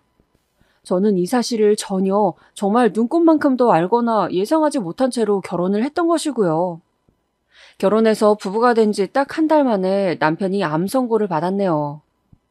결혼하자마자 얼마 안 돼서 이런 위기가 닥쳐왔지만 어쨌든 남편은 자기가 사력을 다해 치료를 받아 이겨내겠다고 하였고 시댁에서도 저한테 미안하고 면목이 없게 되었다면서 금전적인 지원을 여력이 닿는 만큼 해주겠다고 하니까 저의 화가 수그러들었습니다. 암 선고를 받아온 남편에게 괜찮으냐는 말은 못해줄 망정 이건 사기 결혼이다. 어떻게 보상할 거냐는 모진 말을 홧김에 내뱉었던 제 자신에게 반성이 들기도 하였고요. 괜히 욱한 심정에 그런 말을 해가지고 죄책감만 떠안았습니다. 남편이 암 치료를 그래도 성공적으로 받아내면서 상황이 금세 희망적으로 변했습니다. 그래, 비록 첫 단추가 요란하게 끼워진 결혼 생활이지만 액땜했다 치고 앞으로 잘 살면 되지. 결혼하자마자 몇 달 동안 엄청 고생했네. 앞으로는 둘 다 건강관리 잘하면서 열심히 돈 벌고 모으면서 그렇게 지내야지. 원래 환자가 있는 집에서는 그 집 보호자가 가장 죽상이라고 하잖아요. 저도 그랬어요. 아주 피골이 상접했죠. 그래도 이제 힘든 날 다 지나갔다고 혼자 좋아하면서 막 기운을 내려고 했습니다. 얼마 후에 저는 임신 사실을 알게 되었어요. 얼떨떨했지만 남편이랑 둘이 양가에 알리고 앞으로 부모가 되면 더 잘 살아보자고 희망찬 대화도 나누고 그랬습니다. 몇 주가 지나서 저는 뱃속의 생명이 아들이라는 걸 알게 되었고 첫째는 내심 아들이면 좋겠다는 말씀을 시댁에서 넌지시 저에게 던져주신 바 있었기에 크게 기뻐했죠. 그때로부터 얼마 안 지났을 때였습니다. 제가 정말 천하의 등신 같은 짓거리를 저질러버리게 되었는데요. 남편이 당직이라 출근한 토요일 아침 남편을 배웅하고 나서 제가 침대에 다시 들어누웠다가 깜박 선잠에 들었는데 웬 전화가 걸려왔어요. 비몽사몽간에 전화를 받아봤다가 제가 화들짝 놀랐죠. 서울지검 수사관 김명철입니다. 임지영 씨, 당신의 명의로 대포통장이 만들어진 것을 알고 계셨습니까? 예? 제 명의로 대포통장이라뇨? 아니요, 저는 그런 거 알지 못해요. 저는 결백해요. 지금 처음 들었는걸요? 임지영 씨, 지금 처하신 상황이 말이죠. 임지영 씨께서 피의자 신분으로 조사를 받게 되실 수도 있습니다. 피의자가 아니란 걸 증명하시기 위해서는 저희가 임지영 씨 통장에 든 돈의 출처와 금액을 확인해야 합니다. 요컨대 제가 범행에 가담한 피의자가 아니라는 것을 증명하기 위해서는 당장 제 통장을 들고 나오라는 것이었습니다. 저는 그날 1,600만 원을 현금으로 그들에게 건네주었습니다. 현장에 나가서 돈을 인출하여 그들에게 건네주기까지의 순간들은 제가 하도 머릿속에서 지워버리고자 애를 쓰고 용을 썼더니 지금은 희미하게만 남아있어서 정확하게는 묘사가 안 될 정도네요. 그토록 괴로운 기억이기도 하지만 제가 그 당시에 완전히 혼비백산이 되어 있기도 하였기 때문에 그런 것 같습니다. 돈을 가지고 사라진 그들이 다시 연락을 주지 않자 그제서야 저는 불길한 생각이 번뜩 스쳤습니다. 설마 지금 나 사기당한 건 아니지? 내 돈 떼어먹고 날랐을 리가 없어. 아유, 세상에 이런 범죄가 어디 있다고 내가 이런 일을 당하겠어? 아닐 거야. 그러나 초조해진 저는 경찰서에 찾아가서 제가 오전에 겪은 일을 전달하였고 잠시 후 보이스피싱 수법에 낚이신 것 같다는 절망적인 답변을 들었습니다. 그제서야 언뜻 뉴스에서 이런 것을 본 것도 같다는 생각이 들었어요. 제가 그 어이없는 사기를 당한 이후로 몇 주 뒤에 대대적인 보이스피싱 사기에 대한 언론 보도가 들끓었고 나중에는 이것을 아예 원천 차단하기 위해서 은행 측에서 조치를 마련하더라고요. 그러니까 제가 당했던 시기는 보이스피싱이 이제 막 기승을 부리면서 죄 없고 순진한 사람들의 뒤통수를 날리던 황금기였던 것입니다. 전국적으로 널리 이 사기 수법이 알려지기 전이라서 피해자들은 더 속기 쉬웠던 시기였고요. 지금도 이때를 생각하면 자다가도 이가 갈리고 눈이 번쩍 떠지곤 합니다. 경찰서에서는 저에게 위로를 건네며 그 작자들이 마음을 먹고 아예 작정하고 덤비면 우리 경찰들도 수법에 홀려서 넘어갈 만큼 치밀하고 대담한 놈들이다. 절대 죄책감 가지지 마시라고 당부를 해주셨어요. 그놈들의 수법이 젊은 여성들의 판단력이 흐려진 아침 시간 같은 때에 일부러 연락을 해서 혼을 쏙 빼놓는 것이라고도 말씀을 해주셨습니다. 말빨이며 말투가 치밀하기 때문에 웬만해서는 다 넘어간다는 말씀까지 덧붙여 주셨지만 저는 크게 위안을 얻지 못하였어요. 어쨌거나 바보같이 속아 넘어간 제 자신이 비참할 만큼 초라하게 느껴지는 건 변함이 없었으니까요. 제가 사기를 당해서 현금을 홀라당 넘겨주었다는 사실을 알게 된 남편도 얼마나 어이가 없었으면 화를 내기보다는 가장 먼저 보였던 반응이 헛웃음을 터뜨리는 것이었습니다. 그렇게 남의 돈을 받아쳐먹는 사기꾼들도 미친 것 같고 생판 남한테 갑자기 말 몇 마디에 넘어가서 돈을 건네는 쪽도 제정신이 아닌 것 같고 진짜 어떻게 해야 할지 모르겠다. 이런 일이 어떻게 일어나냐? 남편이 허망에 미치겠다면서 혀를 끌끌 차며 고개를 가로저었지만 용케 저한테 분노의 화살을 돌리지는 않더군요. 제가 너무 바보 같고 한심하지만 스스로가 가장 이 상황에 힘들어하고 있을 것을 알기에 굳이 자기까지 비난을 추가하고 싶지는 않다고 하였습니다. 그때 저는 처음으로 남편한테 정이라는 것을 붙이게 되었던 것 같아요. 만남도 남이 소개해줘서 얼떨결에 만난 것이었고 결혼도 갑작스레 휙 해버렸고 결혼하자마자 웬 암투병에 임신도 계획했던 것보다 일러서 놀란 마음이 컸고 이런 상황들의 연속이었는데 1,600만 원이라는 거금을 잃어버린 사기를 제가 당했음에도 저를 크게 탓하지 않는 남편을 보면서 그제서야 내가 결혼한 이 남자는 내 편이구나 하는 생각이 들었습니다. 뱃속의 생명도 그 전보다 더욱 소중하게 느껴지더군요. 불행하게도 그때 허무하게 날려버린 1,600만 원을 제가 다시 찾는 일은 없었습니다. 남의 등쳐먹으면서 살아가는 그런 사기꾼 놈들은 대대손손 천벌을 받았으면 좋겠어요. 아등바등 살면서 간신히 모았던 돈이었고 남편의 암투병 기간에도 그 돈만큼은 비상금으로 고이고이 남겨두었던 소중한 돈이었습니다. 부자한테도 1,600만 원을 잃는 것은 큰 건수일 텐데 하물며 저희 같은 사람이 그런 일을 당했으니 타격이 엄청 컸어요. 그래서 첫째 아들을 낳고도 편하게 몸을 못 풀었습니다. 삶이란 건 또 사라지는 것이었으니 열심히 살았고 세월이라는 것이 쌓여갔습니다. 둘째도 태어났고 딸이었어요. 큰애가 초등학교에 입학했을 때 나도 드디어 학부모가 되는구나 싶어서 감개무량하였고 기분이 묘했었는데 어느새 작은 애까지 초등학생이 되었을 때는 나도 이제 나이를 꽤나 먹었구나 라는 생각밖에는 안 들더군요. 그렇게 되기까지 정말 다사다난하였습니다. 남편이 저랑 결혼하자마자 암 선고를 받고 치료를 받았었잖아요. 그리고서는 일을 다녔었죠.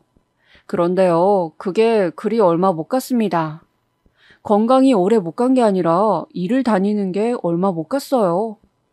참나, 세상에 앞일이 이렇게 될 줄이야. 그때는 제가 짐작이나 할 수 있었겠습니까? 남편이 건강 문제를 안고 있는 것은 안 되고 가슴 아픈 일이었습니다만 그것과는 별개로 사람이 한량 스타일이었어요. 알게 될수록 의외였던 것은 경제관념조차 뒤떨어져서 저보다도 못했다는 점입니다. 저희 큰애가 초등학교에 입학한 이후로 남편이 월급이라는 걸 벌어와서 저한테 준 적이 딱 2번이었습니다.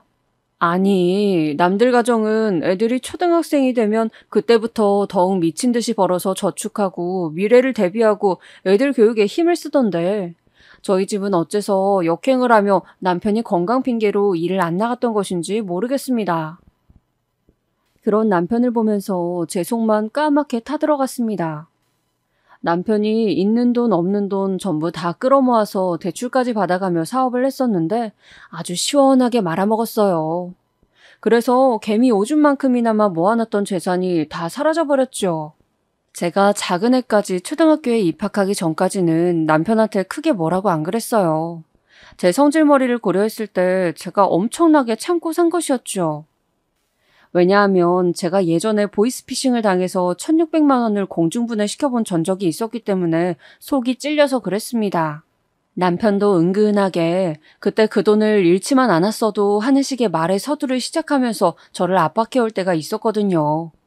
그 꼴 보기 싫어서라도 먼저 남편한테 돈 안 벌어오는 거랑 돈 날려먹은 걸 따져묻는 건 자제하는 편이었습니다. 하지만 작은 애까지 초등학교 입학을 한 마당부터는 저도 더 이상은 못 참겠더라고요. 속에서 화가 치밀어 올라서 남편의 얼굴만 봐도 손이 막 떨릴 정도였습니다. 한 대 치고 싶더라고요. 애들 생각해서 인내심의 끝을 붙잡으며 남편과 육탄전까지는 벌이지 않았습니다만 부부 사이가 점차 냉랭해져만 갔습니다. 내가 우리 집 생활비도 다 책임지는 판국에 애들 보는 것도 하나부터 10까지 내가 다 해야 돼? 내가 아직까지 다 그래야 하냐고. 당신이 양심이란 게 있고 입이란 게 뚫려 있으면 어디 말을 해봐. 이 여자가 요 며칠 잠잠하더니 오늘은 갑자기 왜 또 난리야? 그렇게 소리 질러봤자 본인만 힘든데 자꾸 멍청하게 그럴래? 뭐? 멍청? 지금 나보고 멍청하다 그랬어? 이 멍청한 사람이 벌어다 준 돈으로 기생하는 너는 그러면 뭔데 기생충이니? 세월이 지나고 저에게 남은 것은 어마어마한 생활력과 악바리 정신력이었습니다. 남편은 분명히 병원에서 완치라는 판정을 땅땅 내려주었건만 암의 후유증을 핑계 삼아서 자꾸 한량처럼 놀려고만 하였어요. 제발 어디라도 나가서 아르바이트를 하라고, 누가 고되고 힘든 노가다 현장이라도 뛰라 그랬냐고, 전단지 돌리는 일이라도 해서 한 달에 10만 원이나마 벌어와줘도 저는 좋으니까 그거라도 하라고. 제가 아주 남편의 귀가 딱지가 내려앉도록 잔소리를 해봤는데 소용이 없었습니다. 오히려 시간이 지날수록 남편은 아나무인 후한무치가 되어갔던 것 같아요. 아니, 자기 아들, 딸 보기에 부끄럽지도 않은 건지 어떻게 아빠가 돼서 그럴 수 있었을까요? 이런 사람인 줄을 알아보지 못하고 후딱 결혼을 해버렸던 제 과거의 선택을 후회하고 또 후회하였습니다. 전기세 같은 공과금이라도 이바지하면서 살라고 간청을 해봐도 들은 척도 안 하는 남편. 저는 너무나도 애들을 학원에 보내주고 싶었는데 돈 드는 거 굳이 하지 말라면서 꿋꿋하게 반대 의견을 펼쳤던 남편. 진심으로 못나 보였습니다. 제가 나가서 돈 버는 동안을 남편이 집에서 애들을 보는 역할이었거든요. 이것이라도 빠릿빠릿하게 해낸다면 제가 뭐라고 안 그랬을 거예요. 일반적으로 남자가 돈을 벌고 여자가 가사 일을 하는 모양새가 흔하지만 그 역할만 반대가 된 것이라고 본다면 괜찮았으니까요. 하지만 남편은 집안일도 개판으로 하였으며 애들을 제대로 돌보지도 못하였습니다. 저는 애들 옷 소매며 가슴팍에 김치국물 튄 옷을 그대로 입혀서 학교를 내보낸다는 건 있을 수 없는 일이라고 생각했거든요. 그런데 남편은 개의치 않아 하더라고요. 무신경해서 그렇다기보다는 본인이 귀찮기 때문에 그냥 방치한 것임을 제가 알고 분노하였습니다. 나는 직장이 멀어서 매일같이 장거리를 출퇴근하는데 집에 오기만 해도 녹초가 되어 있는데 항상 집안꼴이 이게 뭐야? 그리고 애들 숙제는 왜 또 안 봐준 건데? 일기장 검사 당신이 똑바로 해준다고 해놓고 오늘도 왜 안 해준 건데? 도대체 왜? 어느 날은 제가 머리끝까지 화가 나서 집에 오자마자 악다구니를 써댔습니다. 그러자 애들이 깜짝 놀라서는 후다닥 방으로 숨어 들어가더군요. 저는 지끈거리는 머리를 부여잡고 한참 더 남편한테 화를 쏟아냈어요.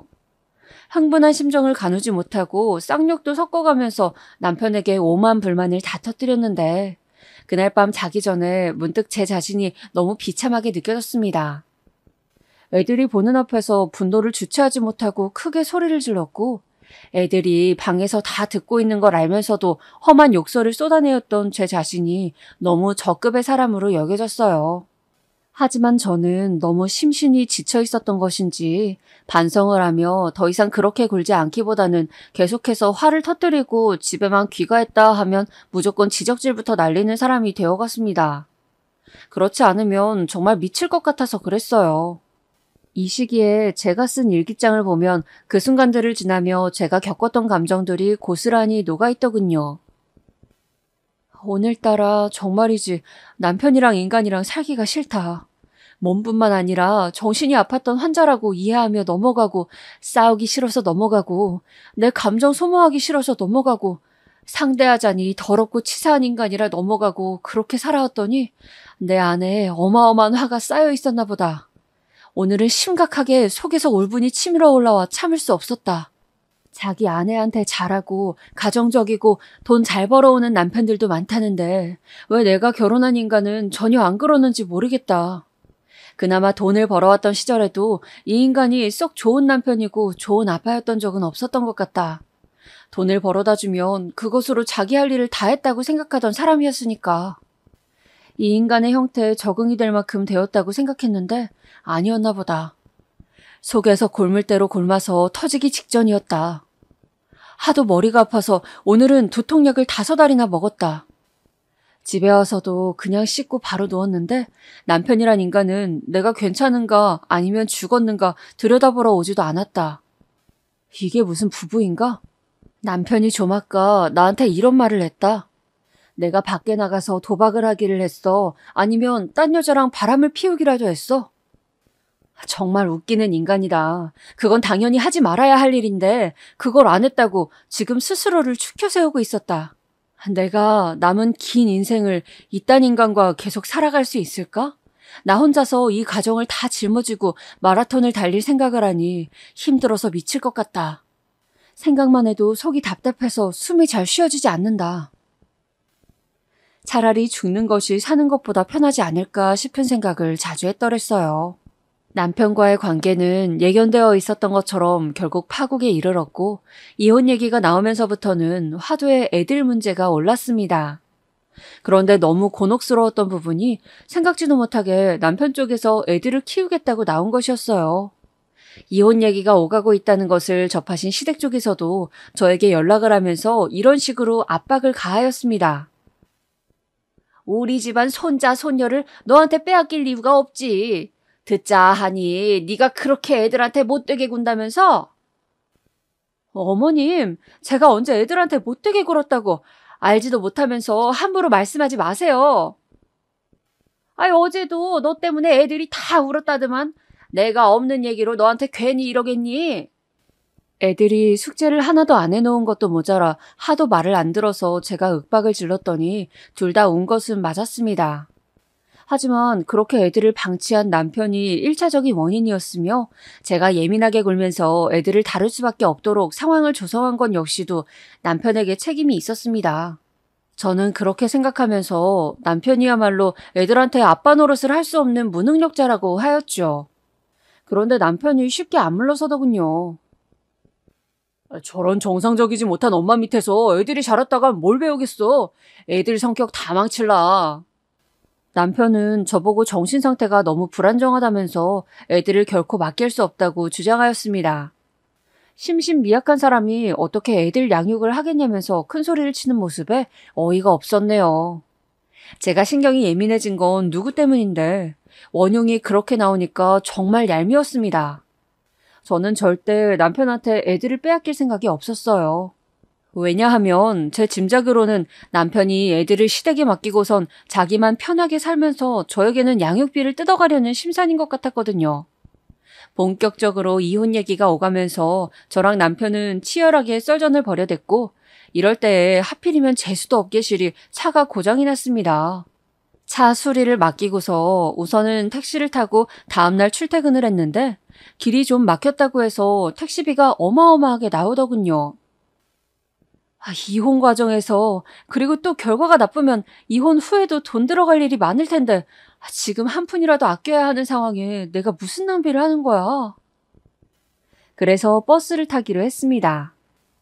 직장까지 한 번에 가는 노선은 없었고 중간에 내려서 갈아타야만 했어요. 갈아타는 버스가 배차 간격이 굉장히 길어서 저는 출근 시간을 엄청나게 앞당겨서 집을 나서야만 했습니다. 그리고 퇴근 때 버스를 갈아타기 위해 한적한 정류장에서 내린 저는 어둑어둑해지고 있는 주위를 둘러보면서 한숨을 계속해서 내쉬었습니다.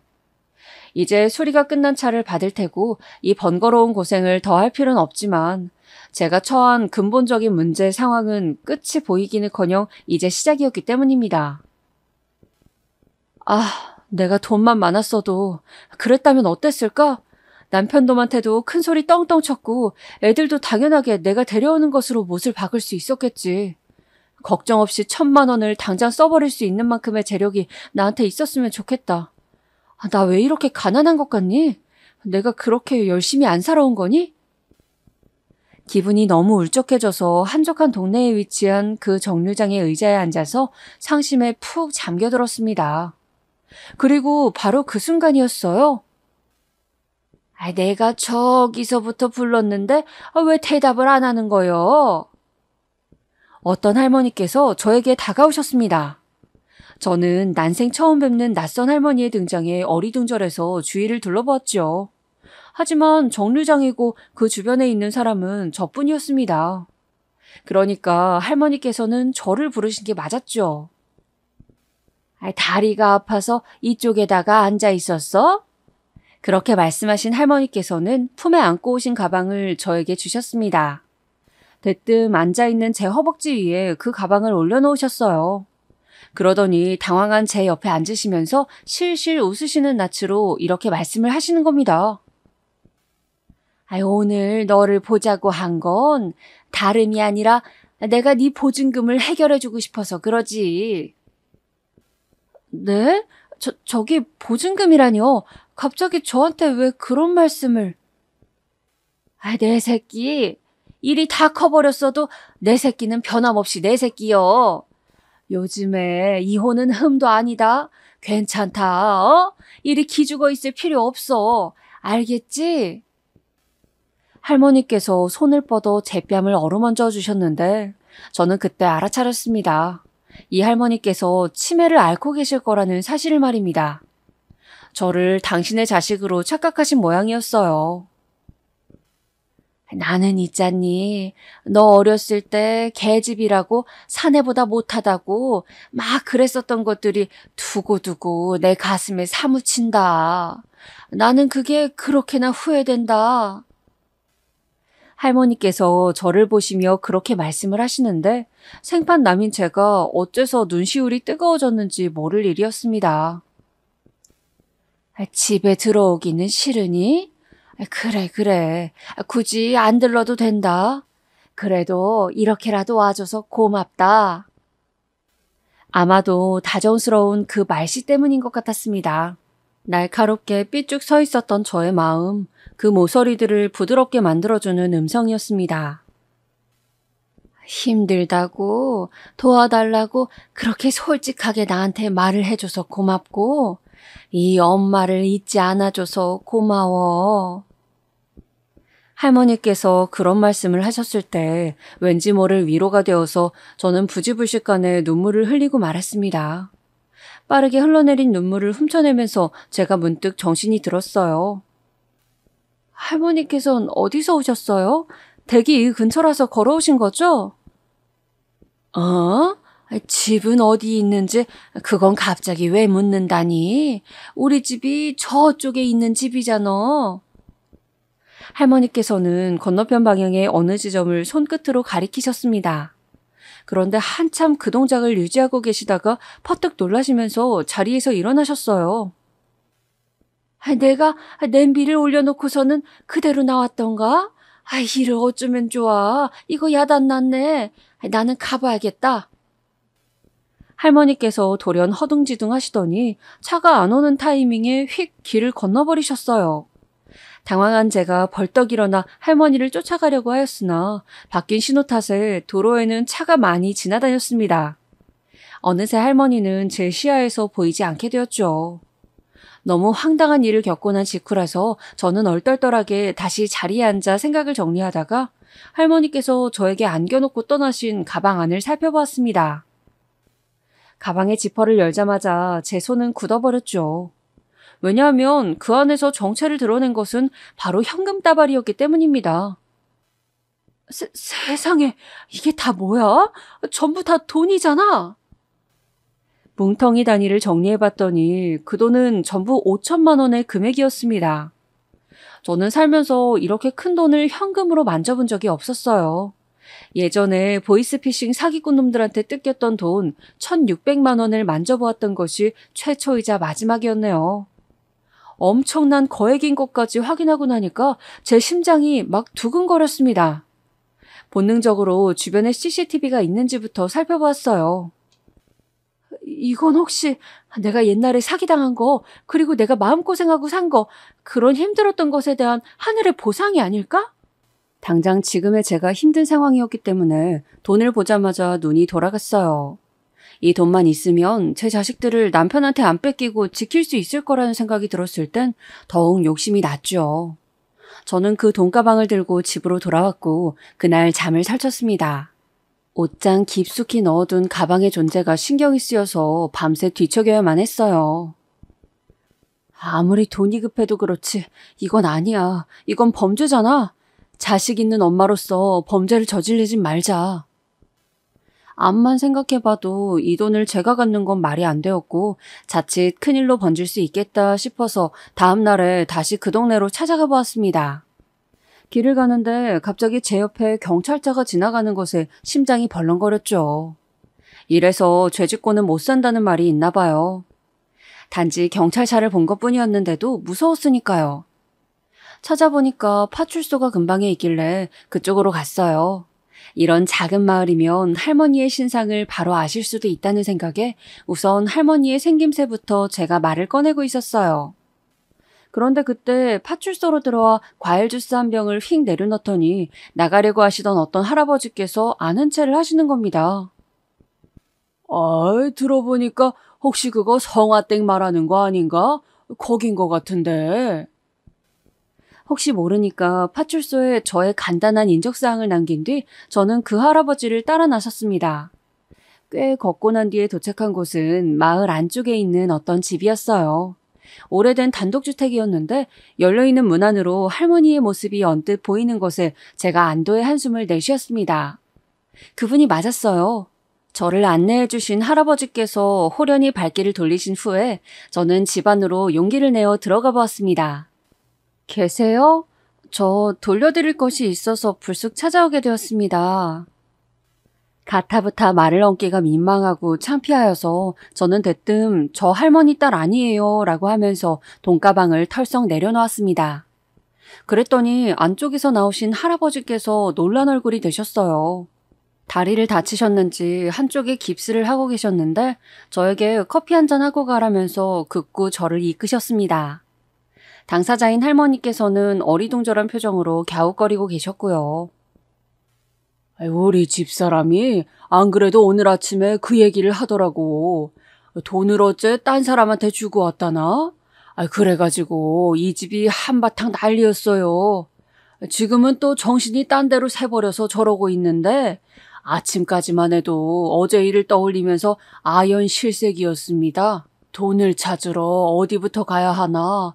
마침 엊그제 다리까지 다쳐서 이러고 있는데 막막해서 어쩌나. 제가 이러고 있을 참에 마침 와주신 겁니다. 고마워요. 정말 고맙습니다. 할아버지께서 차분한 목소리로 저에게 인사를 해주셨습니다. 할머니께서는 치매 증상이 나타난 지는 1년이 다 되어가지만 상태가 늘 양호하였는데 최근 들어서 갑자기 기억이 훅 사라졌다가 또 완전히 다른 사람이 된 것처럼 굴었다가 이러기를 반복하고 계신다고 하였어요. 저는 거기까지 듣고 할아버지께 돈의 액수를 얼른 확인시켜드리고 그 집에서 도망치듯 빠져나왔습니다. 할아버지께서 깜짝 놀라시면서 살해를 하겠다며 저를 붙잡으려 하셨지만 저는 돌아보지 않았어요. 그 집을 나와서 한참을 걷고 나서야 걸음의 속도를 늦춘 제가 하늘을 올려다보았습니다. 돈가방을 받고 나서 지금 이 순간까지 저는 감히 하늘을 올려다보지 못하였었는데 이제 떳떳하더라고요.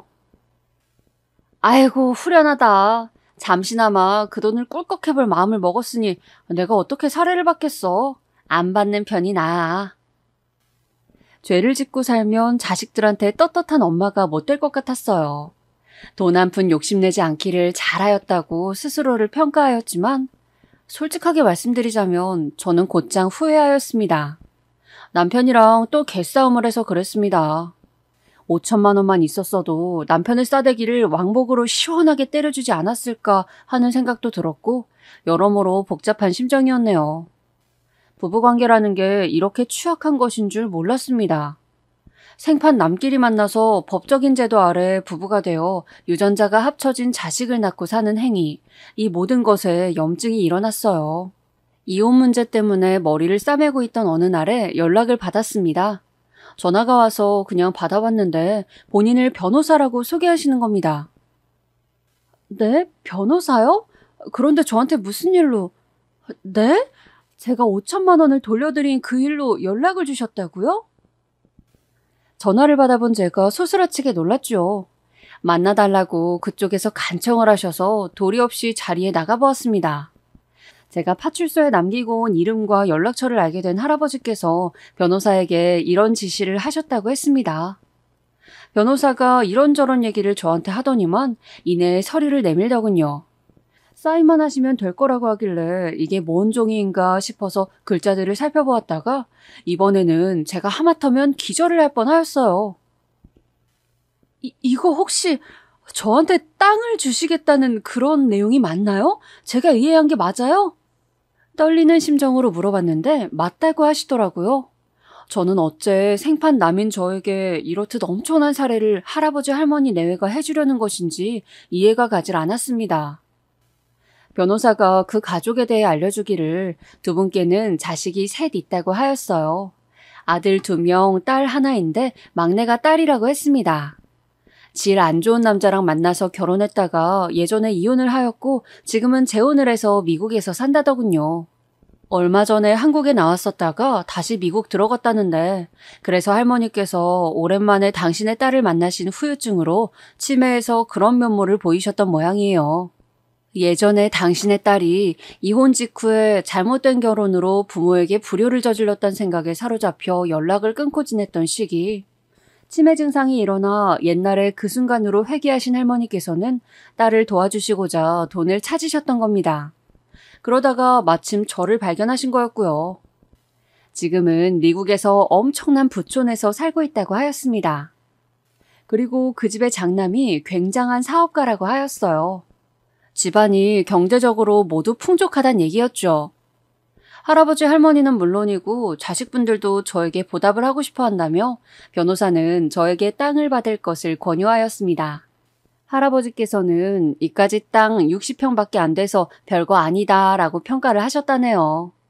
두 분 내외께는 300평짜리 땅도 있으시다고 하니 60평은 너무 아담하게 느끼셨나 봅니다. 그런데 제가 딱 보니까 60평짜리 땅의 위치가 너무 좋은 거예요. 이 과정에서 발생하는 돈은 괴념치 마세요. 저희 측에서 다 알아서 해결할 겁니다. 그런데 변호사님, 제가 지금 이혼을 하려는 와중이거든요. 그런데 저에게 땅이 생겨도 별 문제는 없는 걸까요? 제가 문득 그 부분이 마음에 걸려서 질문을 했거든요. 그런데 질문을 한 덕분에 아주 큰 도움을 얻었습니다. 변호사가 저에게 이혼 상담을 흔쾌히 해주겠다고 나왔거든요. 저는 유용한 조언들을 받을 수 있었고 당장에 애들하고 진지한 대화부터 나누었습니다.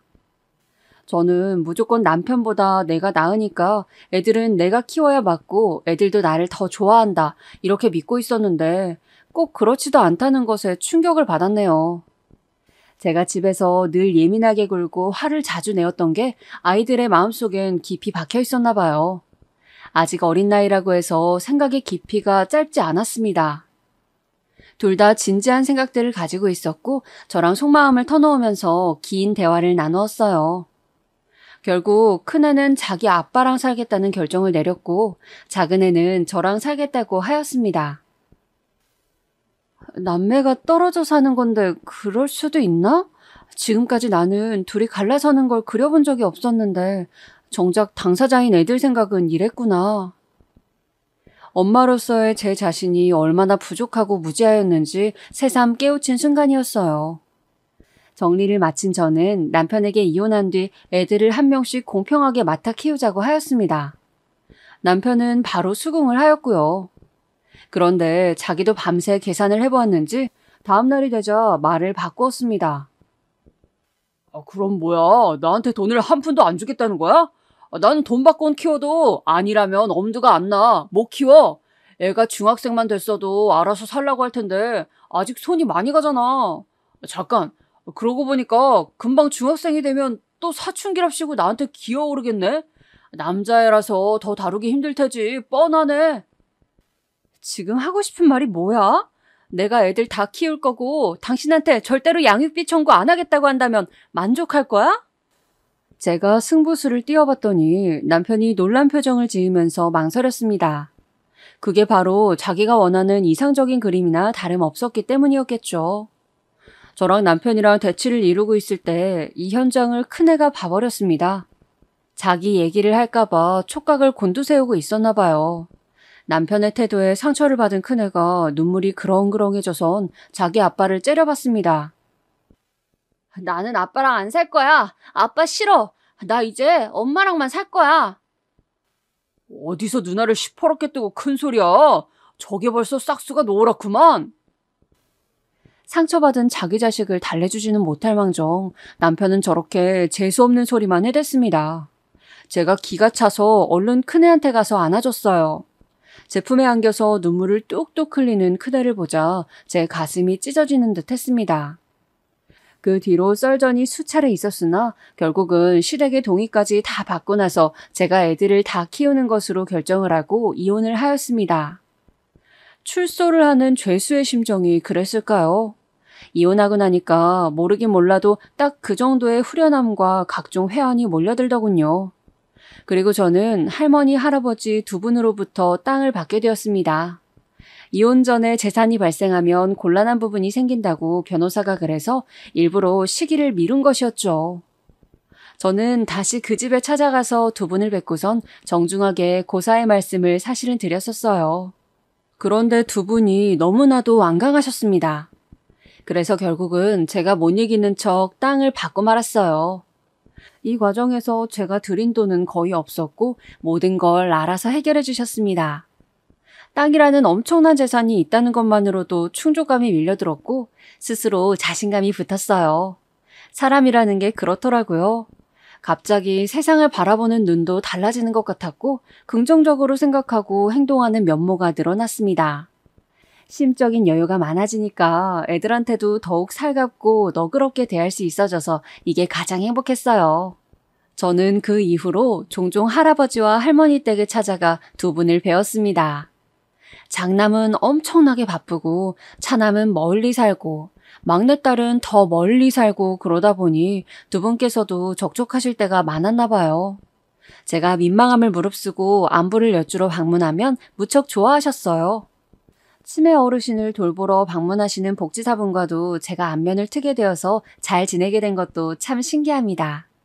저랑 성향이 잘 맞는 분이시더라고요. 서로 친구하자고 그래서 사적으로 연락도 하고 있어요. 세상에 어쩜 이런 일이 있고 이런 인연이 다 있나 싶습니다. 갑작스럽게 엄청난 가치의 재산이 생긴 것은 차치하고 이 일 덕분에 저는 순조로운 이혼을 하였을 뿐만 아니라 세상을 살아가는 자세 자체가 달라지게 되었어요. 이것은 가히 기적이라고 불러야 마땅할 것 같네요.